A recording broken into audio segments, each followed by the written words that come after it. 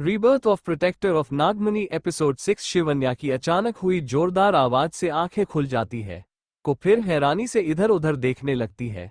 फिर अपने सिर पर हाथ रखकर बैठ जाती है। वो दर्द से कराहती हुई कहती है, आह, मेरा सिर। इससे नक्श और नागेश दोनों ही उसके तरफ देखने लगते हैं। नक्श तुरंत ही उसके पास आकर पूछता है, चलो शुक्र है तुम्हें होश तो आया। वैसे अब तुम कैसी हो? शिवन्या जोर देते हुए सामने से पूछती है, तुम यहाँ? व्योम कहाँ है? व्योम का नाम सुनकर नक्श के कान एकदम से खड़े हो जाता है। वही नागेश अपना माथा पीट देता है। वो उसके पास आकर कान में बोलता है, बेवकूफ लड़की, तुम अभी नागलोक में नहीं हो। क्या तुम अपनी दुनिया में जिंदा जाना नहीं चाहती? क्यों तुम मरने वाले काम कर रही हो? इसके सामने व्योम का नाम लेने की क्या जरूरत थी? तभी नक्श गुस्से से पूछता है, क्या तुम नागिन हो? ये बोलते समय नक्श के चेहरे की बनावट एकदम से बदलने लगती है। उसके धारदार नुकीले नाखून भी एकदम से बाहर आने लगते हैं। वो बस जैसे तैसे खुद को शांत कर रहा था। शिवन्या उसे ऐसे बदलते देखकर चौंक जाती है। वो डर के मारे जोर से चिल्ला उठती है। इसके ऐसा करने से नक्श शांत हो जाता है। वो फिर खुद को नॉर्मल करता है और उसके पास आता है। फिर वो शिवन्या के सिर पर हाथ रखता है उसे शांत करने के लिए। लेकिन उसका ऐसा करते ही उसे बिजली का जोरदार झटका लगता है। अब दर्द के मारे चिल्लाने की बारी उसकी थी। इससे शिवन्या एकदम से झेप जाती है। वो देखती है कि नक्श का हाथ उसके सिर के ठीक ऊपर था और नक्श दर्द से कराह रहा था। जब शिवन्या के मन का सारा डर खत्म हो जाता है तभी वो झटका लगना भी बंद हो जाता है। नक्श का हाथ जैसे ही झटके से आजाद होता है वो फौरन शिवन्या से 4 कदम पीछे हो जाता है। वो पूछता है, तुम इंसान नहीं हो, तुम इंसान हो ही नहीं सकती। सच सच बताओ कि तुम कौन हो, वरना तुम्हारे लिए अच्छा नहीं होगा। इससे शिवन्या भी घबरा जाती है। वो कहती है, सुनो देखी, मैं एक इंसान ही हूँ और इंसानी दुनिया से ही यहाँ आई हूँ और मैं वापस वही जाना चाहती हूँ। प्लीज तुम इसमें मेरी मदद करो। मैं यहाँ से जल्द निकलना चाहती हूँ। ये सुनकर नक्श का दिमाग घूम जाता है। वो फिर पूछता है, अच्छा तो तुम इंसान हो? झूठी कहे कि अगर तुम इंसान हो तो फिर व्योम कौन है और तुम उस व्योम को कैसे जानती हो? तुमने मुझसे बहुत बार झूठ बोला है। अब मैं तुम्हारी किसी भी बात पर कोई यकीन नहीं करने वाला। अब तुम इंसान हो या कोई और, इससे मुझे कोई मतलब नहीं है। अब बस तुम मरने के लिए तैयार हो जाओ। ये सुनकर शिवन्या का कलेजा मुंह को आ जाता है। नक्श फिर अपनी पूरी शक्तियों का इस्तेमाल करके शिवन्या के गले की तरफ अपना हाथ बढ़ाता है। इससे शिवन्या जोर से अपनी आंखें बंद कर लेती है। लेकिन ये अचानक से क्या हुआ, नक्श शिवन्या को छू भी नहीं पा रहा था। उसका हाथ बीच में ही रुक गया। नक्श अपनी ताकत और भी ज्यादा बढ़ा देता है लेकिन इसका भी कोई फायदा नहीं होता। नागेश जब ये सब देखता है तो वो बीच में आ जाता है शिवन्या की मदद करने के लिए, लेकिन इसका कोई फायदा नहीं होता। नक्श उसके शरीर के आर पार अपना हाथ बढ़ा देता है, इसलिए नागेश फिर हवा में ऊपर उड़ जाता है। जब शिवन्या डरते डरते अपनी आंखें खोलती है तो वो ये नजारा देखकर हैरान हो जाती है। नक्श फिर अपने दूसरे हाथ से शिवन्या का पैर पकड़ लेता है और उसे कसके अपने पास खींच लेता है। इससे शिवन्या बिस्तर के बीच में से होकर कोने में आ जाती है जहां नक्श खड़ा था। नक्श फिर शिवन्या का गला पकड़ने की कोशिश करता है लेकिन वो फिर से नाकामयाब हो जाता है। अब नक्श गुस्से में और भी ज्यादा पागल हो जाता है। उसके शरीर से लंबे लंबे काले बाल बढ़ने लगते हैं। ये देखकर शिवन्या बौखला जाती है और अपने बचाव के लिए अपना दूसरा पैर कसके नक्श के पेट पर मार देती है। इससे नक्श तुरंत ही हवा में उड़ता हुआ पीछे की खिड़की से बाहर नीचे गिर जाता है। वही नागेश ये सब होता देखकर हैरान हो जाता है। उसे एकदम से व्योम का ख्याल आता है। नागेश ने कहा, व्योम मुझे पक्का पता है ये काम तुम्हारा ही हो सकता है। लेकिन मुझे सच में अंदाजा नहीं था कि तुम्हारी शक्तियां यहाँ भी काम करेगी। हाँ, लेकिन इसमें कुछ गलत भी नहीं है। नागरानी निहारिका का बेटा इतनी ताकत तो रखता ही है। आखिर तुम नागमणि के असली हकदार जो हो। तभी शिवन्या बिस्तर से खड़ी होती है और बाहर जाने लगती है। वो जब कमरे से बाहर निकलती है तो वो हैरान हो जाती है। वहां एक साथ कई सारे कमरे थे, साथ में कई सारे दरवाजे भी। शिवन्या अपने दोनों हाथों से एकदम से अपना माथा पकड़ लेती है। तभी नागेश उसे हवा में उड़ता हुआ एक दरवाजे से बाहर ले जाने लगता है। वही नक्श दूसरे माले से सीधे एक पेड़ पर आकर गिरता है। अब वो और भी ज्यादा भयानक हो जाता है और अपने असली रूप में आ जाता है। वो अपनी आंखें बंद करके अपने आसपास की चीजों को महसूस करने लगता है। तभी उसे हवा में उड़ती हुई शिवन्या की दिल छू लेने वाली खुशबू आती है। नक्श फिर अपने छोटे से घर के पीछे वाले हिस्से में चला जाता है जहां से शिवन्या बाहर निकल रही होती है। शिवन्या जब अपना रास्ता मोड़ती है तभी एकदम से उसके सामने हवा को चीरता हुए नेवला आ जाता है। अपने इतने पास एक भयानक जानवर को देखकर शिवन्या की चीख निकल जाती है। नक्श गुस्से से अपने पंजे शिवन्या पर चलाना शुरू कर देता है। वही शिवन्या बस अनजाने में अपने आप को बचाती रहती है। इससे नागेश परेशान हो जाता है। भला कौन सा नाग या नागिन नेवले के प्रहार से बच पाया है। नक्श को इतना आक्रामक होता देखकर नागेश मन ही मन कहता है, हे महादेव, आप व्योम को इतनी शक्ति देना कि वो बस कैसे भी करके शिवन्या को बचा ले। प्लीज महादेव, शिवन्या का ख्याल रखना। अगर उसे कुछ हो गया तो मैं खुद को कभी माफ नहीं कर पाऊंगा। व्योम अब बस तुम्हारा ही सहारा है। बस कैसे भी करके शिवन्या को बचा लो प्लीज। तभी शिवन्या को क्या होता है, उसे अपने दिमाग में व्योम की आवाज सुनाई पड़ती है। शिवन्या, शिवन्या, क्या तुम मुझे सुन पा रही हो? मेरी बात ध्यान से सुनो। तुम इस नक्श से नहीं जीत सकती। अब मैं जैसा कह रहा हूं तुम वैसा ही करो, समझी? वही शिवन्या कुछ भी सोचने समझने की हालत में नहीं थी। नक्श भयंकर रूप से उस पर हमला किए जा रहा था। अब तक शिवन्या को उसके काफी सारे पंजे यहां वहां लगना भी शुरू हो गए थे। तभी शिवन्या झटके से अपना बैलेंस खोकर नीचे गिर जाती है। इस बात का फायदा उठाकर नक्श उसके ऊपर आकर गुर्राने लगता है। वो अपने आगे के पैरों के दोनों पंजे शिवन्या के गले के तरफ बढ़ा देता है। इससे शिवन्या बहुत ज्यादा डर जाती है। तभी उसे व्योम की आवाज सुनाई पड़ती है। शिवन्या, अपना बायां हाथ उठाओ और उसका गला पकड़ो, जल्दी। ये सुनकर शिवन्या होश में आती है।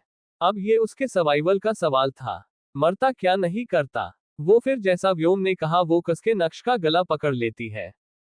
व्योम फिर कहता है, अब सुनो, उसके पैर अपने ऊपर से हटाओ और उसे अपने बाजू में लेटा दो। शिवन्या ठीक ऐसा ही करती है। जब नक्श का सारा ध्यान अपने गले पर होता है, शिवन्या अपने दूसरे हाथ से उसके दोनों पैर जो उसके गले के पास थे वो हटा देती है। इससे नक्श एक तरफ झुकने लगता है। तभी शिवन्या झटके से उसे गिरा देती है। व्योम आगे कहता है, अब सुनो, उसका मुंह उसकी सबसे बड़ी ताकत है, तो उसका मुंह अपने दोनों हाथों से पकड़ो और उसे फाड़ दो। तुम्हें अपनी जान बचाने का दूसरा मौका नहीं मिलेगा।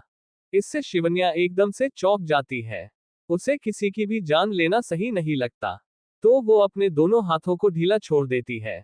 इससे नक्श तुरंत ही उससे अलग हो जाता है और फिर अपने जबड़े से उसका हाथ काट लेता है। इससे शिवन्या दर्द से कराहने लगती है। वो फिर हिम्मत करके अपने हाथ की तरफ देखती है। उसका हाथ उस नेवले के तीखे धारदार जबड़ों के बीच में था और उसमें से लगातार खून निकल रहा था। इससे नागेश की सांसें ऊपर नीचे होने लगती है। वो फिर नक्श को पकड़ने की कोशिश करता है लेकिन कुछ कर नहीं पाता। उसके हाथ, उसका शरीर नक्श के आर पार हो जाता है। वो नक्श को छू ही नहीं पाता। शिवन्या का हाथ उस नेवले के तीखे और धारदार जबड़ों के बीच में था और उसमें से लगातार खून निकल रहा था। शिवन्या से तो ये सब देखा भी नहीं जा रहा था। ये देखकर नागेश की सांसें डर के मारे ऊपर नीचे होने लगती है। वो फिर नक्श को पकड़ने की कोशिश करता है लेकिन वो चाहकर भी कुछ कर नहीं पाता। उसके हाथ, उसका शरीर नक्श के शरीर से आर पार हो जाता है। वो नक्श को छू ही नहीं पाता। शिवन्या अब दर्द में जोर जोर से चिल्लाने लगती है, आह आ। इससे नागेश को खुद पर बहुत ज्यादा गुस्सा आने लगता है। उसकी आंखों से भी आंसू छलकने लगते हैं। वही शिवन्या के दर्द से व्योम बौखला उठता है। वो भी जोर से चिल्लाता है, शिवन्या। व्योम फिर अपनी पूरी ताकत लगाकर शिवन्या के दिमाग को कंट्रोल करने की कोशिश करता है, पर अब वो दोबारा ऐसा नहीं कर पाता। व्योम अब समुंदर की गहराइयों से बाहर निकलने का मन बना लेता है और गुस्से के साथ नेवले की जमीन की तरफ रुख करता है। उसकी रफ्तार सच में बहुत तेज थी। वही अब तक नेवले और नागलोक की दुनिया की सरहद पर कुछ नेवले घूम रहे थे। व्योम जो गुस्से में पागल हो चुका था वो उन सबको अनदेखा करके आगे बढ़ने लगता है। अपनी दुनिया में एक नाग आता देखकर वो 6 से 7 नेवले उस पर हमला कर देते हैं। व्योम पीले तो उनसे बचने की कोशिश करता है, फिर जब उसे एहसास होता है कि वो लोग बस उसका वक्त बर्बाद करने में लगे हुए हैं तो उन्हें जान से मारने का मन बना लेता है। जाहिर था वो नेवले एक अकेले व्योम पर भारी पड़ने लगते हैं। व्योम एक एक को पकड़ पकड़ कर पछाड़ रहा था। तभी उसे वापस से शिवन्या की दर्द भारी चिन्हें सुनाई देने लगती है। वही अब तक पूरे नेवलों की दुनिया में खून खुशबू तेजी से हवा में फैलने लगती है। इसलिए सभी नेवले तेजी से उस खून की खुशबू का पीछा करने लगते हैं। धीरे धीरे सबको ये खबर लग जाती है कि उनकी दुनिया में कोई तो घुस आया है। इसलिए सभी यहाँ वहां फैल जाते हैं। वही शिवन्या का हाथ अब बहुत ज्यादा दर्द दे रहा था। नक्श उसका हाथ छोड़ने के मूड में बिल्कुल भी नहीं था, इसलिए वो जोर जोर से उसे चबाने लगता है। इससे शिवन्या और भी ज्यादा चिल्लाने लगती है। तभी नक्श गुस्से से अपने नुकीले पंजे शिवन्या के पेट के अंदर घुसा देता है। अब शिवन्या के पेट से भी खून निकलने लगता है। अब जाकर शिवन्या को यकीन हो जाता है आज उसकी जिंदगी का आखिरी दिन है। इसलिए वो फिर अपनी आंखें बंद करके अपने मम्मी पापा और नितिन को याद करने लगती है। वो उनके साथ बिताए खुशी भरे यादगार पलों को याद करने लगती है। वो सोचती है, हे शिवजी, ये क्या किया आपने? क्यों किया आपने? जब मुझे मरना ही था तो मुझे अपने परिवार से दूर क्यों किया? काश कि मैं मारने से पहले एक बार अपने परिवार को देख पाती। पापा, मम्मी, नितिन, मुझे माफ कर देना कि मैं आपको बिना बताए इस तरह से इस दुनिया से जा रही हूँ। काश कि मैं आपको बता पाती कि मैं आप सबसे कितना ज्यादा प्यार करती हूँ। आपने मुझे इतनी खूबसूरत जिंदगी दी, इसके लिए मैं हमेशा आपकी शुक्रगुजार रहूंगी। आप सभी को thank you. Thank you very much. हे शिवजी, प्लीज मेरे बाद उनका ख्याल रखना। उन्हें हमेशा खुश रखना, प्लीज। वही इन सब से नागेश की हालत और भी ज्यादा बुरी हो जाती है। अपने प्यार के लिए कुछ भी ना कर पाने का दुख नागेश से बर्दाश्त नहीं होता और वो दूर ऊपर हवा में जोर जोर से घूमने लगता है। नागेश जब अपनी ही धुन में ऊपर हवा में उछल रहा होता है तभी उसे कुछ नेवले की अजीब अजीब आवाजें आने लगती है। नागेश तुरंत ही वहां चला जाता है। नागेश जब वहां आता है तो देखता है कि व्योम कुछ 6-7 नेवले के बीच में गिरा हुआ है और इन पर झपटा मार रहा है। उसका आधा शरीर इंसान था और आधा नाग था। इससे नागेश को थोड़ी शांति मिलती है और उसके दिल में थोड़ी उम्मीद पलने लगती है। नागेश फिर अपना पूरा जोर लगाकर वहां आसपास की हवाओं की दिशाओं को बदलने की कोशिश करता है। व्योम और वो नेवले जब अपनी ही लड़ाई में व्यस्त थे, अचानक से शांत पड़ी हवाएं तेज हो जाने से हैरान होकर एकदम से रुक जाते हैं। वही कुछ नेवले नहीं रुकते और व्योम के पिछले हिस्से को काटने लगते हैं। इससे व्योम गुस्सा हो जाता है और उन्हें अपने हाथ के जोरदार मुक्का से पीछे हवा में उछाल देता है। अब हवाएं और भी ज्यादा तेज होने लगती है। इससे नेवले का ध्यान कुछ सेकंड के लिए भटक जाता है। व्योम उनकी इस बात का फायदा उठाकर तुरंत ही सेकंड की स्पीड से शिवन्या के पास पहुंच जाता है। नक्श अब शिवन्या के चेहरे के बिल्कुल सामने ही था। वो अपना मुंह खोलकर अपने खून से भरे नुकीले दांत शिवन्या को दिखाने लगता है। इससे शिवन्या की आंखें एकदम से बड़ी हो जाती है। उसकी आवाज भी उसके गले में ही अटक जाती है। नक्श फिर बिना देरी किए शिवन्या का चेहरा नोचने ही वाला होता है कि कोई पीछे से आकर उसकी गर्दन से पकड़ लेता है और उसे हवा में लटका देता है। शिवन्या इससे एकदम से सदमे में चली जाती है। जब वो उस अजीब से भद्दे जानवर को अपने शरीर से दूर हवा में लटकते हुए देखती है तो वो हैरान हो जाती है। फिर उसकी नजर नेवले की गर्दन पकड़े व्योम पर पड़ती है जो गुस्से से उस नेवले को घूर रहा था। शिवन्या जब व्योम को अपने पास देखती है तो उसकी आंखों से आंसू अपने आप ही बहने लगते हैं। व्योम फिर गुस्से से अपने आसपास देखता है, वहां उसे कुछ दूरी पर बड़े बड़े पेड़ों की लताएं दिखने लगती है। व्योम फिर तुरंत उन लताओं के पास चला जाता है और उस नेवले को बेदर्दी से उससे बांध देता है। वो लताएं बहुत कांटेदार थी, इसलिए इससे नक्श को बहुत ज्यादा दर्द होता है। अब उसके शरीर के कोने कोने से खून निकलने लगता है। अब तक वहां कई सारे नेवले जमा होने लगे थे। वहां कुछ नेवले खून की खुशबू से तो कुछ व्योम का पीछा करते करते वहां पहुंच गए थे। जब वो अपने राजा के बेटे को ऐसे बंधा हुआ देखते हैं तो वो गुस्से से गुर्राने लगते हैं। वही व्योम शिवन्या के ज्यादा दूर नहीं था, इसलिए वो तुरंत ही उसके पास आ जाता है। अब सभी नेवले चारों तरफ से व्योम और शिवन्या को घेरने लगते हैं। इससे शिवन्या बुरी तरह से डर जाती है और व्योम के सीने में छुप जाती है। वही व्योम के चेहरे पर डर के कोई भाव नहीं थे। वो नक्श को जोर से जमीन पर पटकता है और उस पर अपना भारी पैर रख देता है। इससे वो सभी नेवले और भी ज्यादा भड़क उठते हैं। फिर जैसे ही कोई व्योम या शिवन्या की तरफ आगे बढ़ता, व्योम अपना पैर जोर से नक्श के सिर पर मारता और इससे नक्श बुरी तरह दर्द से कराहने लगता। ये सब कुछ देर ऐसे ही चलता रहता है। अब तक नक्श का काफी सारा खून जमीन पर फैल जाता है। वो अब सच में अधमरा हो जाता है। व्योम जितनी बार उसके घावों पर अपना पैर रखता उसे उतना ही ज्यादा दर्द होता और वो उतना ही ज्यादा चिल्लाता। धीरे धीरे सब नेवले ये बात समझ जाते हैं कि उन्हें व्योम और शिवन्या को वहां से जाने देना होगा, वरना उनके राजा का बेटा नहीं बचेगा। इसलिए फिर वो सभी एक तरफ से व्योम के जाने का रास्ता बना देते हैं। व्योम इससे मुस्कुराने लगता है। फिर व्योम अपनी पूरी ताकत लगाकर शिवन्या को अपने एक हाथ से पकड़ लेता है और दूसरे से नक्श को फिर अपनी तेज रफ्तार से वहां से जाने लगता है। वही सभी नेवले भी उसके पीछे पीछे दौड़ने लगते हैं। फिर जैसे ही समुंदर शुरू होता है, व्योम नक्श को उन नेवलों के ऊपर जोर से फेंक देता है और पानी में चला जाता है। वही सारे नेवले नक्श के आसपास जमा हो जाते हैं, फिर उसे लेकर अपनी दुनिया में वापस लौट जाते हैं। वही व्योम शिवन्या को लेकर इंसानी दुनिया की तरफ निकल जाता है। शिवन्या पता नहीं कैसे लेकिन समुंदर में सांसें ले पा रही थी। ये देखकर शिवन्या खुद भी काफी ज्यादा हैरान हो जाती है। शिवन्या फिर जब अपने घावों को देखती है तो वो और भी ज्यादा हैरान हो जाती है। उसके घाव बहुत धीरे धीरे लेकिन अपने आप ही भर रहे थे। शिवन्या जब व्योम को अपने पास देखती है तो वो गौर करती है कि व्योम एक बार भी उसे नहीं देखता। इससे शिवन्या के दिल में तेज दर्द उठता है। वो फिर हिम्मत करके धीरे से पूछती है, व्योम, हम कहाँ जा रहे हैं? व्योम मुंह बनाकर कहता है, तुम्हारे घर। इससे शिवन्या एकदम से खुश हो जाती है, लेकिन जब वो व्योम का मायूस सा चेहरा देखती है तो उसकी सारी खुशी एकदम से गायब भी हो जाती है। शिवन्या सोचती है, शिवू ये तू क्या कर रही है? व्योम ने कितनी बार तेरी मदद की है, कितनी बार तेरी जान बचाई है, और तू है कि हमेशा उसे सिर्फ और सिर्फ दर्द ही देती रहती है।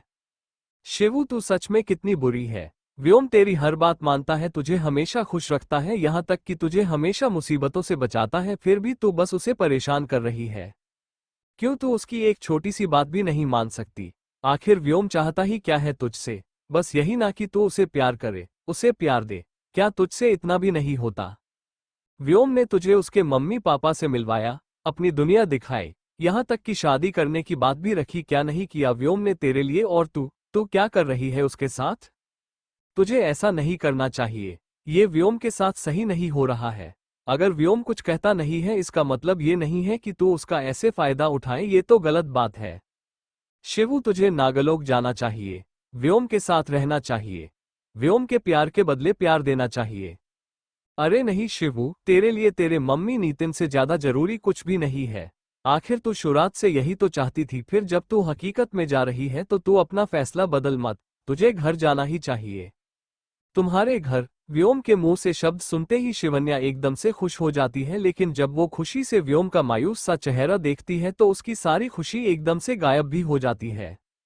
वो कुछ सोचकर पूछती है, व्योम क्या तुम मेरे लिए खुश नहीं हो? व्योम उससे कहता है, शिवन्या तुम चाहे मानो या ना मानो, लेकिन मेरी जिंदगी की हर सांस तुमसे जुड़ी हुई है।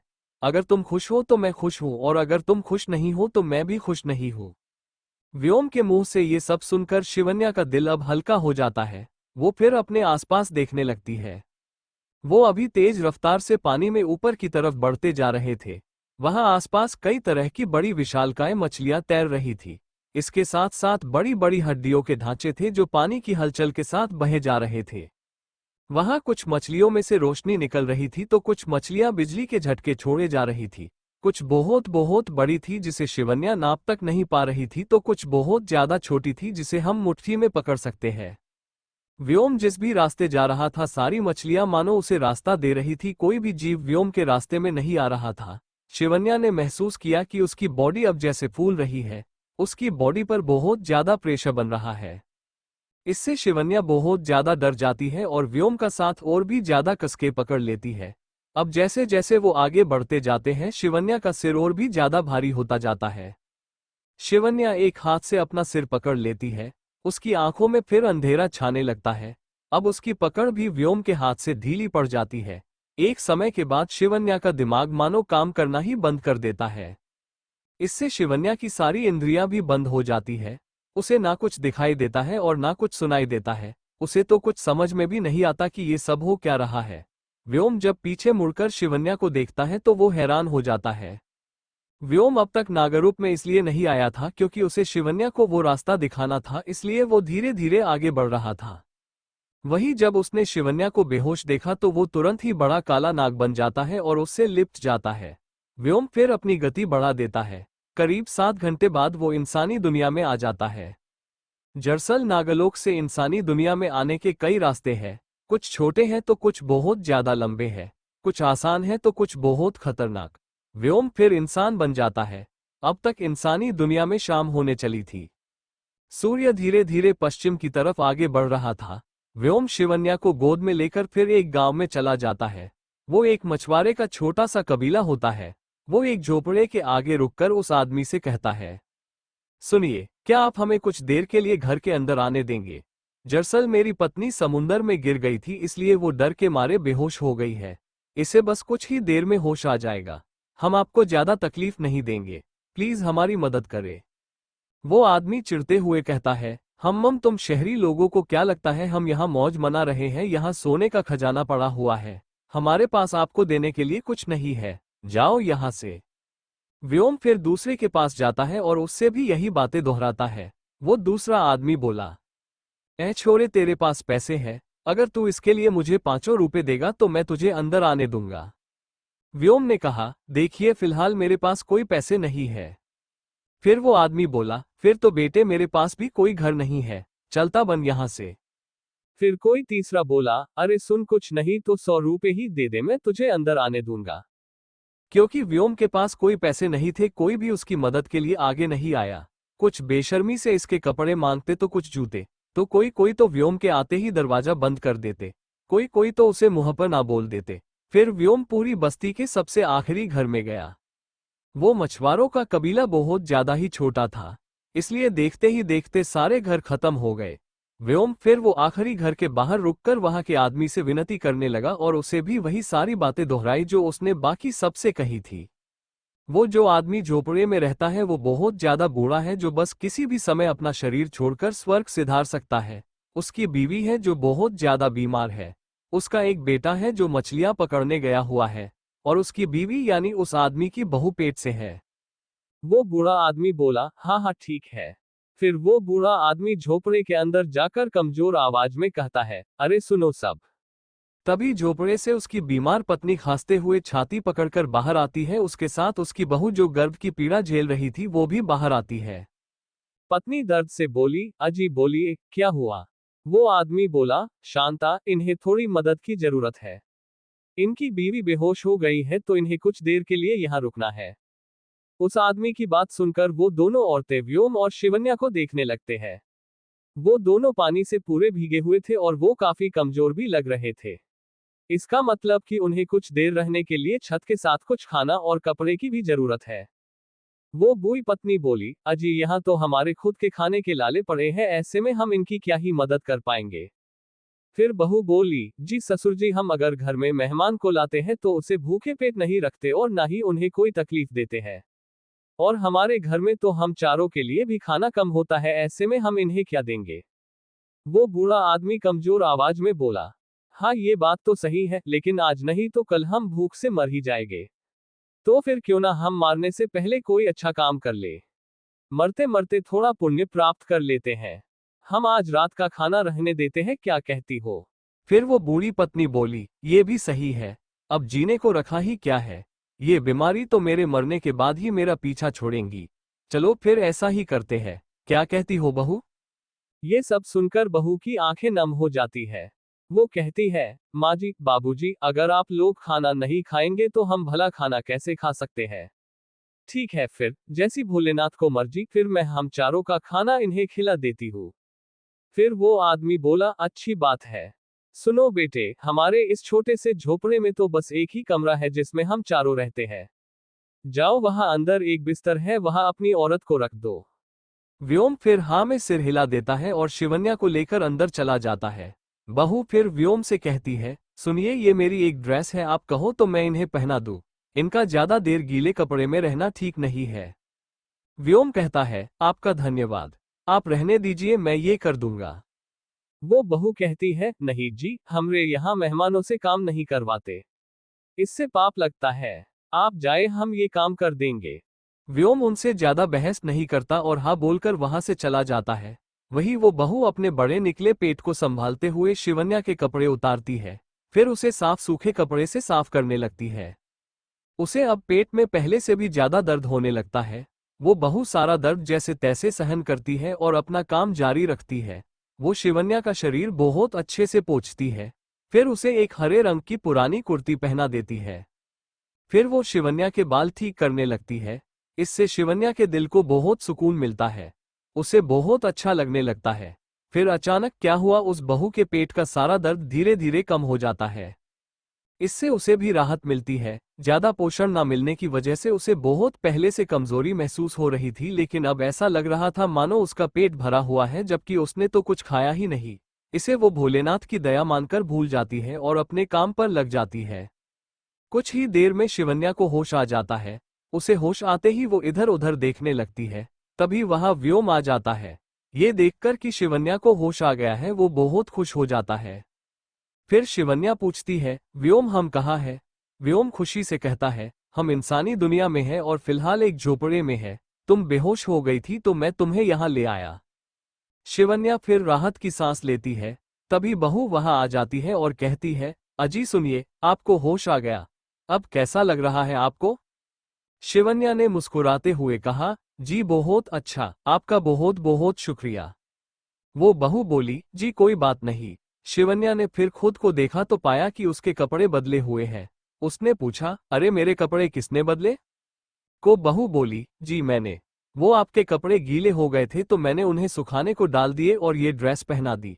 आप चिंता मत कीजिए, ये ड्रेस भले ही पुरानी है लेकिन साफ है। इससे व्योम और शिवन्या दोनों ही खुश हो जाते हैं। तभी शांता आवाज लगाती है, अरे जमुना कहाँ रह गई? तभी बहू कहती है, जी आप लोग हाथ मुंह धोकर आ जाइए, मैं आप लोगों के लिए खाना लगाती हूँ। फिर व्योम और शिवन्या हाँ में सर हिला देते हैं और बाहर जाकर बाल्टी में से हाथ मुंह धोकर वापस आ जाते हैं। वहां बाकी के कबीले वाले उनका मजाक बनाने लग जाते हैं। कोई कहता है, देखो देखो हमरे कबीले का अंबानी देखो, खुद के खाने के वांदे हैं और अनजान लोगों को खाना खिला रहा है। तो कोई कहता है, हाँ बेटे की मेहनत की कमाई यूं अनजान लोगों पर लूटा रहा है। कोई समझाओ उस बूढ़े को कि पैसे पेट पर नहीं उगते हैं। तो फिर कोई बोला, हाँ हाँ देखना तुम साले सबके सब भूखे पेट मरेंगे। तो कोई बोलता है, अबे सुनो बुढ़ाऊं, अगर ज्यादा भूख लगे तो इस घर के दरवाजे पे भूल के भी मत आइयो, नहीं तो मार मार के भगाऊंगा, समझे क्या? ये सब सुनकर वो बूढ़ा आदमी, उसकी बीवी और बहू सभी को बहुत बुरा लगता है, पर वो किसी से कुछ नहीं कहते। वही ये सारी बातें शिवन्या और व्योम भी सुन लेते हैं। उन्हें उन लोगों पर बहुत गुस्सा आता है। फिर भी वो दोनों चुप रह जाते हैं। यूं लोगों से झगड़ा करके ऐसे वो इस परिवार की तकलीफें बढ़ा नहीं सकते थे, इसलिए वो दोनों शांत रह जाते हैं। फिर वो दोनों खाना खाने बैठ जाते हैं। बहू जमुना उन दोनों को खाना देना शुरू करती है। उसने बस सादी सी खिचड़ी और आलू की सब्जी बनाई थी, साथ में दो दो रोटी थी और दाल थी। ये उन 4 लोगों का खाना था जो फिलहाल शिवन्या और व्योम की बड़ी सी थाली में पिता गया था। फिर जैसे ही खाना शुरू हुआ, जमुना उन दोनों को पनखा देने लगती है। तभी वहां उनका बेटा रमेश आ जाता है। उसे बाहर ही सबसे पता चल गया कि उसके घर 2 मेहमान आए हुए हैं। वो उनके पास आकर बोला, जी नमस्ते, हम रमेश हैं, इनके बेटे। व्योम ने और शिवन्या ने मुस्कुराकर कहा, जी नमस्कार, हमें माफ कीजिए, हमने आप सबको इतनी तकलीफ दी।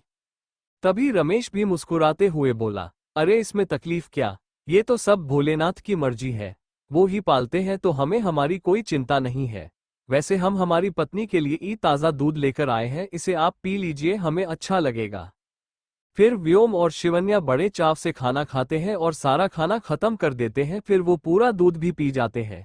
इससे सभी लोग खुश हो जाते हैं कि शहर के लोगों को उनके घर का खाना पानी इतना पसंद आया।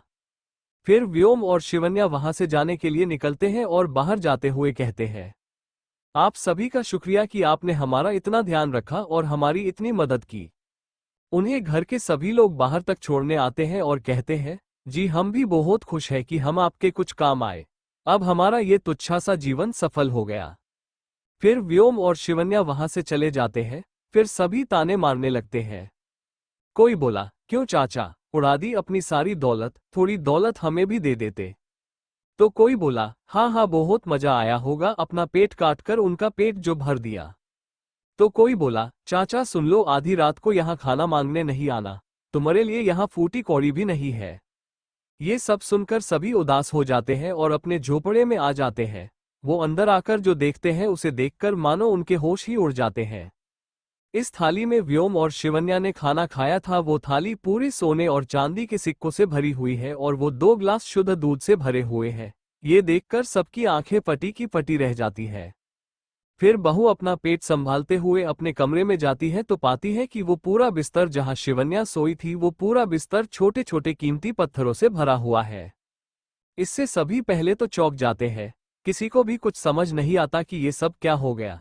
तभी रमेश के दिमाग में एक बात आई। उसने उत्सुक होकर पूछा, बाबूजी, याद है दादाजी हमें बचपन में एकत कहानी सुनाते थे वो इच्छाधारी नाग नागिन के बारे में, यही कि जब हम सच्चे दिल से उन्हें कोनो दूध पिलाते हैं या खाना खिलाते हैं तो वो हमें इनाम देते हैं। क्या ये सच में सच होता है?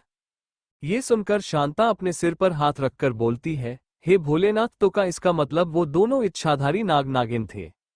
फिर सभी चुप हो जाते हैं। कुछ देर बाद जमुना बोली, वो सब तो ठीक है लेकिन हमरे खाने का क्या? तभी वो आदमी बोला, तो ये क्या है, इसे ही पी लेते हैं। जाओ इस दूध को 4 ग्लासों में आधा भरकर ले आओ। फिर सभी ने वो दूध पिया। वो दूध पीते ही उनके शरीर की सारी कमजोरियां, बीमारियां मानो खत्म हो गई। फिर शांता डकार लेकर बोली, वाह क्या दूध है, ऐसा लग रहा है मानो भरपेट खाना खा लिया हो। फिर वो सभी अपने शरीर में कुछ बदलाव महसूस करते हैं। वो आदमी बोलता है, अरे शांता, पता नहीं क्यों अब मुझे बहुत अच्छा लग रहा है। तभी शांता ने खुशी से कहा, हाँ जी, एकदम सही कहा आपने, ये दूध जादुई है, सब भोलेनाथ की कृपा है। तभी रमेश खुशी से कहता है, हाँ माँ, ये सारी भोलेनाथ की ही कृपा है जो उन्होंने उस जोड़े को यहाँ हमरे पास हमारे घर में भेजा। बोलो भोलेनाथ की जय। फिर सभी एक साथ बोले, भोलेनाथ की जय। तभी जमुना के पेट में तेज दर्द शुरू हो जाता है। सभी इससे ये समझ जाते हैं कि अब बच्चा बाहर आने वाला है। कुछ ही देर में वहां दाइमा भी आ जाती है और घर में ही डिलीवरी हो जाती है। फिर दाइमा हाथ में एक बच्चे को लेकर बाहर आती है और कहती है, मुबारक हो, आपके घर लक्ष्मी आई है। ये सुनकर पहले तो सब चौंक जाते हैं कि क्या दाइमा को पता चल गया कि उन्होंने बिस्तर के नीचे कीमती चीजें छुपाकर रखी है। फिर जब उन्हें एहसास हुआ कि वो बच्ची को बात कर रही है तो वो इसे भोलेनाथ का प्रसाद समझकर खुश हो जाते हैं। वही व्योम और शिवन्या अपने घर यानी जिया के घर आ जाते हैं। वही जिया अब भी इस बात से अनजान होती है। तो अब इस लॉजिक से इंसानी दुनिया में दो दो शिवन्या मौजूद है। अब शाम के समय जिया अपना सारा काम खत्म करके घर जाने को निकलती है। तभी उसे बीच रास्ते में चटपटी का ठेले वाला मिल जाता है। उसे देखते ही जिया को नितिन का ख्याल आता है। उसे ऐसी चटपटी चीजें बहुत पसंद है। इससे जिया मुस्कुराने लगती है। फिर वो कुछ चटपटी चना चाट और भेल सबके लिए खरीद लेती है और घर पहुंच जाती है। घर पर सभी डिनर की तैयारी ही कर रहे होते हैं। वही नितिन जब अपनी प्यारी बड़ी बहन के हाथ में थैली देखता है तो वो उछल उछल कर उसके पास आ जाता है तो झटके से वो थैली लेकर अंदर झांकने लगता है। फिर वो खुश होकर कहता है, अरे वाह दीदी, आप चटपटी और भेल लाई हो मेरे लिए, आप कितनी अच्छी है। इससे जिया नितिन के सिर पर मारती है और कहती है, बुद्धू जरा ध्यान से देख, मैं सिर्फ तेरे लिए नहीं सबके लिए लाई हूं। इससे नितिन छोटा सा चेहरा बनाकर कहता है, ओह नो, तो मुझे ये चटपटी सबके साथ शेयर करनी पड़ेगी। ये बोलकर जब नितिन सबकी तरफ देखता है तो वो झेप जाता है क्योंकि सब उसे ही देख रहे होते हैं। फिर नितिन मुस्कुराते हुए कहता है, अरे अरे, मैं तो मजाक कर रहा था, आप सब मुझे प्लीज ऐसे मत देखिए। ये सुनकर सभी फिर मुस्कुराने लगते हैं। माँ कहती है, शिवू बेटा, जा जल्दी से फ्रेश होकर आ, फिर हम साथ में खाना खाते हैं। जिया जा में सिर हिला देती है और थोड़ी देर में फ्रेश होकर आ जाती है। फिर सभी डिनर करना शुरू करते हैं। नितिन सबसे पहले भेल पर और चटपटी चाट पर टूट पड़ता है और बड़े चाव से खाने लगता है। इससे सब उस पर हंसने लगते हैं। सबको यूं खुद पर हंसता देख नितिन मुंह बनाकर कहता है, अरे सब ऐसे मेरे खाने पास नजर मत लगाओ, अपना अपना खाना खाओ। इससे सभी और भी ज्यादा जोर जोर से हंसने लगते हैं। इससे नितिन और भी ज्यादा शर्मा जाता है। फिर वो सबको अनदेखा करके अपनी चाट का मजा लेने लगता है। वही खिड़की के बाहर जब शिवन्या अपनी आंखों से अपने परिवार को हंसता मुस्कुराता देखती है तो वो खुशी से रो पड़ती है। व्योम उसे संभालने लगता है। व्योम कहता है, शिवू, मैंने तुमसे कहा था ना, तुम्हारे जाने के बाद तुम्हारे परिवार को कभी तुम्हारी कमी महसूस नहीं होगी। वो ऐसे ही खुश और सुरक्षित रहेंगे। अब तो तुम्हें यकीन हो गया ना? क्या तुम्हें अब भी लगता है कि मैंने कोई गलती की है? शिवन्या फिर रोते हुए ना में सिर हिला देती है। फिर वो व्योम को कसके गले लगा लेती है। अब तक अंधेरा हो चुका था इसलिए कोई भी उन्हें नहीं देख पा रहा था। वही घर के आंगन में कई सारे पौधे लगाए गए थे जो वक्त के साथ काफी बड़े हो गए थे, इसलिए कोई बाहर का इंसान भी उन्हें नहीं देख सकता था। व्योम फिर आधा नाग बन जाता है और शिवन्या को अपनी पूंछ पर खड़ा होने को इशारा करता है। फिर शिवन्या उसकी बात मानकर उसकी पूंछ पर खड़ी हो जाती है। फिर व्योम अपनी पूंछ को धीरे धीरे ऊपर उठता है। शिवन्या फिर अपने कमरे की खिड़की पर पहुंच जाती है और खिड़की से अंदर चली आती है। फिर व्योम भी उसके पीछे कमरे में चला आता है। शिवन्या अपने कमरे में आने के बाद कमरे को बड़े गौर से निहारने लगती है। उसने अपना पूरा बचपन यही बिताया था, यानी वो खेली कूदी पढ़ी, ढेर सारी मस्ती की, ढेर सारे त्योहार मनाए, क्या नहीं किया उसने। शिवन्या को अपनी जिंदगी का बिताया हुआ एक एक पल किसी मूवी के सीन की तरह याद आने लगता है। ऐसा लगता है मानो उसने 2 पल में अपनी पूरी जिंदगी याद कर ली। इससे शिवन्या के चेहरे पर प्यारी सी स्माइल आ जाती है। जब व्योम शिवन्या की वो प्यारी सी स्माइल देखता है तो वो उसमें जैसे खो जाता है। जब शिवन्या का मन कमरे से भर जाता है और वो व्योम की तरफ देखती है तो वो भी व्योम में खो जाती है। शिवन्या ना चाहते हुए भी एकदम से शर्माने लगती है। व्योम फिर उसके पास आकर अपने हाथ उसके गोरे गालों पर रखता है। फिर व्योम अपना चेहरा शिवन्या के चेहरे के पास लाने लगता है। फिर शिवन्या भी अपनी आंखें बंद कर देती है। फिर वो दोनों एक दूसरे से खोकर एक दूसरे को किस करने लगते हैं। शिवन्या फिर सब कुछ देर के लिए भूलकर अपने हाथ व्योम के गले में डाल देती है और उसे आगे बढ़कर से किस करने लगती है। इससे व्योम भी जोश में आ जाता है और उसे बेड की तरफ ले जाता है। फिर वो उसे बेड पर होले से लेटा देता है और खुद उसके ऊपर आकर उसे किस करने लगता है। व्योम फिर खुद पर काबू नहीं रख पाता और वो जल्दी से शिवन्या की वो हरी कुर्ती फाड़ देता है और उसके गले पर किस करने लगता है। वही जिया इन सबसे अनजान सबके साथ हॉल में बढ़कर गप्पे मारती रहती है। फिर माँ ने अंगड़ाई लेते हुए कहा, हाय ये थकान, पता नहीं रात होते भी मुझे इतनी थकान क्यों होने लगती है। तभी पापा ने कहा, अरे भगवान, सुबह से अगर इतना काम करोगी तो रात को थक ही जाओगी ना। मैंने कितनी बार बोला है कि घर के काम के लिए एक नौकर रख दो, लेकिन नहीं, मैडम को तो सारा काम खुद ही करना है। पापा की ऐसी बात सुनकर जिया और नितिन दोनों ही माँ पर हंसने लगते हैं। तभी माँ मुंह बनाते हुए कहती है, क्या आप भी बच्चों के सामने मुझे ऐसे ताना मारते हुए आपको शर्म नहीं आती। फिर पापा बोले, अरे मेरी जान, ये बच्चे भी अपने हैं और आप भी अपनी है, फिर शर्म किस बात की। इससे नितिन और जिया वापस से हंसने लगते हैं और माँ शर्मा जाती है। वो तुरंत ही अपने रूम में चली जाती है। फिर पापा भी गुड नाइट बोलकर अपने रूम में चले जाते हैं। फिर नितिन भी उबासी लेते हुए कहने लगता है, चलो दीदी अब हम भी सोने चलते हैं। जिया कहती है, नितिन तू जा, मैं पहले सारी खिड़की दरवाजे अच्छे से लॉक कर देती हूँ, फिर अपने रूम में चली जाऊंगी। नितिन बोला, ओके गुड नाइट दीदी। जिया ने प्यार से कहा, गुड नाइट। फिर वो सारी खिड़कियां दरवाजे अच्छे से बंद करके अपने रूम की तरफ बढ़ गई। व्योम को एकदम से एहसास होता है कि कोई कमरे में आसपास है तो वो फिर तुरंत ही शिवन्या के ऊपर से उठ जाता है। वही शिवन्या जब खुद को ऐसे बिना कपड़ों के देखती है तो वो एकदम से झेप जाती है। शिवन्या जल्दी से चादर खींच लेती है और खुद को कवर कर लेती है। तभी व्योम उसे कबाट से एक ड्रेस पकड़ा देता है तो शिवन्या जल्दी जल्दी में उसे पहन लेती है। फिर जिया रूम में आती है। जिया के सामने अभी व्योम और शिवन्या बहुत अजीब हालत में खड़े थे और यहाँ वहां देख रहे थे। व्योम के शर्ट के बटन ऊपर नीचे अजीब ढंग से बंद किए हुए थे, उसके गले पर लव बाइट साफ साफ दिख रहे थे। वही शिवन्या ने उल्टी ड्रेस पहनी हुई थी और उसके गले पर भी लव बाइट साफ साफ दिख रहे थे।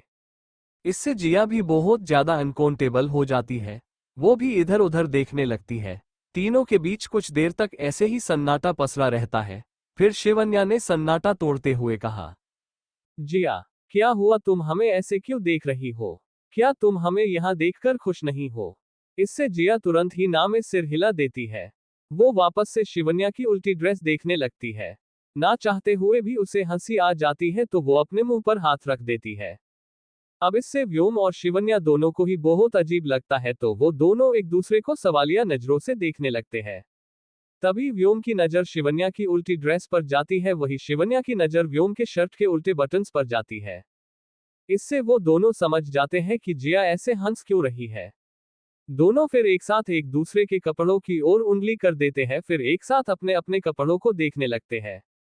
ऐसा करते ही दोनों झेप जाते हैं।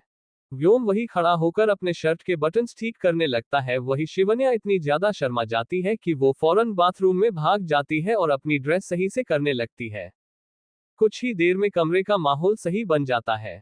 जया अपने असली रूप में आ जाती है और शिवन्या और व्योम को हुई अब तक की सारी बातें डिटेल में बताने लगती है। वही फाइनली मुंबई में गुरुमा की एंट्री हो ही जाती है। उनके साथ करीब 14 शिष्य भी होते हैं। वो शाम की ट्रेन से मुंबई आई थी और यामिनी के भेजे हुए पते के लिए निकल जाती है। वो मन ही मन बहुत ज्यादा खुश हो रही थी। वो सोचने लगी, अगर यामिनी की कही हुई बात सच है तो उस इच्छाधारी नागिन को मुझसे कोई नहीं बचा सकता। मैंने हाल ही में अपनी साधना से नई शक्तियां हासिल की है। इन शक्तियों के सामने किसी भी नागिन की एक नहीं चलेगी। ऐ नागिन, अब तेरी खैर नहीं, तू नहीं जानती कि तू किस खतरे से भीड़ रही है। मैं साक्षात मौत की देवी हूँ। बहुत जल्द आमना सामना होगा हमारा, बहुत जल्द। हा हा हा हा हा। रॉयल्स रेजिडेंस में हर तरफ बस खुशी का माहौल है, और ऐसा हो भी क्यों ना।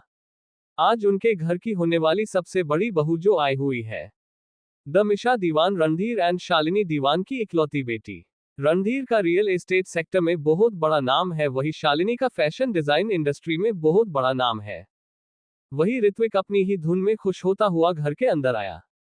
उसके दिमाग में अपनी ही खिचड़ी पक रही है जैसे, ओ शिवन्या, बस 2 दिन और। जैसे ही वो आर्फोनेज लीगली मेरे नाम हो जाएगा वैसे ही तुम सीधे मेरे पास आ जाओगी। आई एम 100% श्योर कि तुम अपना वो ऑर्फोनेज बंद होता हुआ तो बिल्कुल भी नहीं देख पाओगी, तो तुम्हें मेरे पास आना ही होगा। हाय, पता नहीं मैं ये 2 दिन और कैसे काटूंगा तुम्हारे बिना। पर कोई नहीं, तुम्हारे लिए मैं इन्हें भी काट दूंगा। मैं इन आने वाले 2 दिनों के लिए सच में बहुत ज्यादा एक्साइटेड हूँ। यूहू। वही जैसे ही ऋत्विक हॉल में पहुंचा तो सबकी जोर जोर से ठहाके लगाने की आवाजें इसके कानों में पड़ने लगती है। ऋत्विक एकदम से अपने ख्यालों से बाहर निकला और अपने सामने का नजारा देखने लगा। उसके सामने जो था उसे देखकर ऋत्विक का मानो दिल ही बैठ गया। वही मिशा खुशी के मारे दौड़ते हुए आती है और चिल्लाते हुए कहती है, ओह ऋत्विक, माय लव, तुम आ गए। फिर वो झट से ऋत्विक को गले लगा लेती है और उसे अपनी बाहों में कस देती है। फिर वो ऋत्विक के गाल पर कई सारी किसिज करने लगती है। इससे ऋत्विक एकदम शॉक हो जाता है। वही वहां मौजूद सारी लेडीज और उनके शैतान बच्चे उन्हें देखकर हंसने लगती है। वही राज और राहुल तो सीटियां बजाने लगते हैं मानो वहां कोई एपिक मूवी का कोई रोमांटिक सीन चल रहा हो। इससे ऋत्विक का सारा मूड एकदम से खराब हो जाता है। वही बची कूची कसर उसकी प्यारी बहनें पूरी कर देती है और तालियां बजाने लगती है। ऋत्विक फिर गुस्से से सबकी तरफ देखता है, इससे सभी फिर एकदम से शांत हो जाते हैं। फिर ऋत्विक झटके से मिशा को खुद से दूर करता है और अपने सूट को हाथों से झाड़ने लगता है। इससे सभी झटका खा जाते हैं, खास करके मिशा, शालिनी, रणधीर एंड यामिनी। मिशा का चेहरा तो शर्म से लाल ही हो जाता है। वही शालिनी यामिनी की तरफ सवालिया नजरों से देखने लगती है मानो पूछना चाह रही हो के, यामिनी ये सब क्या है? ये ऋत्विक ऐसे बिहेव क्यों कर रहा है? क्या इसे पता नहीं है कि मिशा दीवान कौन है? यामिनी फिर जबरदस्ती मुस्कुराते हुए कहती है, हाँ हाँ हाँ, ये बच्चे भी ना कितने शरारती है। इतने बड़े हो गए लेकिन बचपना अभी तक नहीं गया। ऋत्विक, ये क्या कर रहे हो तुम? अपनी बचपन की दोस्त के साथ कोई ऐसे मजाक करता है भला? अब तुम दोनों बच्चे नहीं रहे। ये सुनकर शालिनी और रणधीर के एक्सप्रेशन थोड़े सॉफ्ट हो जाते हैं। वही मिशा भी ये सब इग्नोर कर देती है। वही ऋत्विक गुस्से से अपनी मां को देखता है। तभी दादी फरमान जारी करती है, ऋत्विक बेटे, जा जल्दी से फ्रेश होकर आ और हमारे पास बैठ। हम यहाँ कुछ जरूरी बात कर रहे हैं तो तुम्हारा होना जरूरी है। इससे ऋत्विक मुंह बना देता है और मिशा की तरफ देखने लगता है। वही मिशा ऋत्विक को देखकर अजीब ढंग से शर्माने लगती है। इससे ऋत्विक अपन सारा पेशेंस खो देता है और मुंह बनाता हुआ तेज कदमों से अपने रूम में चला जाता है। तभी शालिनी यामिनी से पूछती है, अरे यामिनी, ये ऋत्विक इतना चिड़चिड़ा क्यों है? क्या उसे हमरा यहाँ आना अच्छा नहीं लगा? ना हेलो ना नमस्ते। इससे यामिनी, शीतल और अदिति सबके चेहरे पर 12 बाज जाते हैं। फिर यामिनी बात संभालते हुए कहती है, अरे नहीं शालिनी, ऐसी कोई बात नहीं है। वो जब आदमी पूरा दिन काम करके घर आता है तो वो चिड़चिड़ा हो ही जाता है। एंड ये सिर्फ ऋत्विक का ही नहीं है, इस घर के सभी आदमी ऐसे ही है। देखना अभी जब अमन जी और आरव घर आएंगे तो उनका भी ऐसा ही रिएक्शन होगा। ये तो बहुत नॉर्मल है। तभी दादी कहती है, हाँ हाँ शालिनी बेटा, बहू बिल्कुल सही कह रही है। आदमी लोगों का ऐसा ही होता है, पूरा दिन बस काम काम और काम। इससे वो अपने आप ही चिड़चिड़े हो जाते हैं। इससे रणधीर मुस्कुराने लगते हैं और कहते हैं, अरे वाह, इससे तो ये साबित होता है कि हमारा होने वाला दामाद बहुत ज्यादा काम करता है। ये तो बहुत अच्छी बात है, क्यों शालिनी? शालिनी फिर खुशी से हाँ में सिर हिला देती है। फिर राहुल, राज, किंजल, रीमा और टीना मिशा के साथ आपस में गप्पे लगाने लगते हैं। वही जोशी परिवार अपने घर चला जाता है क्योंकि वो सिर्फ शिवरात्रि पर्व मनाने के लिए ही वहां आए हुए थे। वही तेज रफ्तार से गुजरते हुए बीच रास्ते में एक बड़ा पुराना और भव्य शिव मंदिर आता है। उसे देखते ही गुरुमाँ चंडिका ड्राइवर को गाड़ी, टैक्सी रोकने को कहती है। ड्राइवर का रिएक्शन थोड़ा स्लो होता है, वो गाड़ी थोड़े दूर आगे ले जाकर रोकता है। इससे गुरुमाँ उस पर भड़क जाती है। वो गुस्से से कहती है, अरे ओ बेवकूफ आदमी, यहाँ गाड़ी क्यों रोकी? मैंने महादेव के मंदिर के पास गाड़ी रोकने को कहा था, फिर तू हमें यहाँ लेकर क्यों आया? इससे ड्राइवर इस औरत पर भड़का उठता है। वो कुछ कहने के लिए गुस्से में जैसे ही पीछे मुड़ता है तो उसे उस बुढ़िया का चेहरा किसी डायन की तरह लगने लगता है। इससे एक पल के लिए मानो उसका हॉट ही फेल हो जाता है। वो फिर तुरंत पलटकर अपने दिल को संभालता है और लंबी सांस लेता है। इसे सच में वो बुढ़िया अंधेरे में बहुत ज्यादा डरावनी लग रही थी। ड्राइवर फिर बिना ज्यादा सोचे गाड़ी रिवर्स गियर में डालता है और कार मंदिर के सामने लाकर रोक देता है। उसके पीछे तो 4 कारें चल रही थी, वो भी रुक जाती है और वो भी रिवर्स में चलने लगती है। फिर गुरुमाँ खुशी से गाड़ी से नीचे उतर जाती है। उसके साथ बैठे उसके 2 शिष्य भी गाड़ी से बाहर आ जाते हैं। ड्राइवर जो इसी ताक में था, जैसे ही उसकी गाड़ी खाली होती है वो तुरंत ही कार स्टार्ट करके वहां से उड़न छू हो जाता है।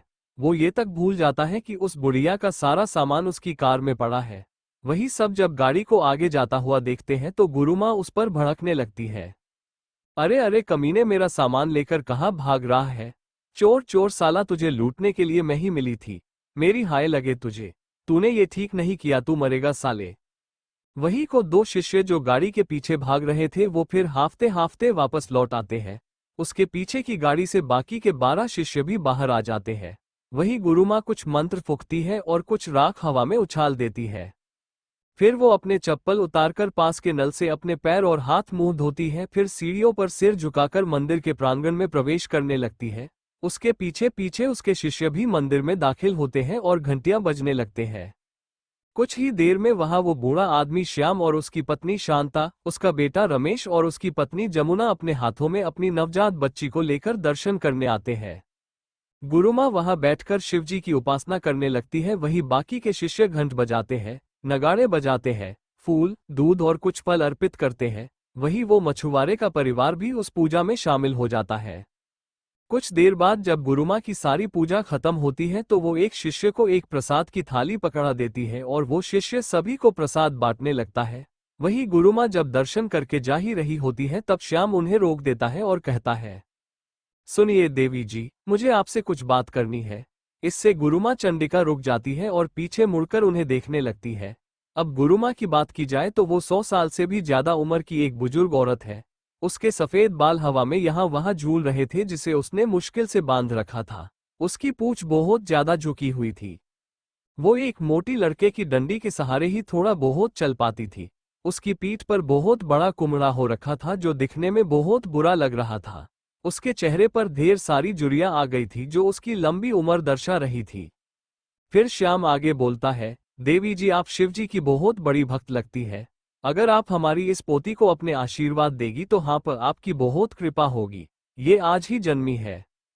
इससे गुरुमाँ खुश हो जाती है और बच्ची को आशीर्वाद देते हुए कहती है, महादेव करे कि तुम्हें दुनिया की सारी खुशियां मिले, तुम्हारा जीवन आनंदमय हो, तुम बहुत स्वस्थ और लंबी उम्र जियो, जुग जुग जियो मेरी बच्ची। फिर श्याम, शांता, रमेश और जमुना सभी गुरु माँ के पैर छूते हैं और उनसे आशीर्वाद लेते हैं। गुरु माँ भी उन्हें आशीर्वाद देती है। वही रमेश अपनी उत्सुकता को और रोक नहीं पाता और वो गुरु माँ से पूछने लगता है, वैसे गुरु माँ जी, मेरा एक सवाल है, क्या मैं आपसे पूछ सकता हूँ? गुरु माँ चंडिका कहती है, हाँ हाँ पूछो बेटे, क्या सवाल है तुम्हारा? तभी रमेश पूछता है, क्या आप इच्छाधारी नाग नागिन में विश्वास करती है? इससे गुरुमाँ चंडिका हैरान हो जाती है। भला ऐसे साधारण से इंसान को इस बारे में कैसे पता हो सकता है? वही सभी शिष्य भी इस बात से हैरान हो जाते हैं। तभी एक ने पूछा, क्या हुआ भाई, क्या आपने किसी इच्छाधारी नाग या नागिन को देखा है? इससे वो सभी एकदम से चुप हो जाते हैं।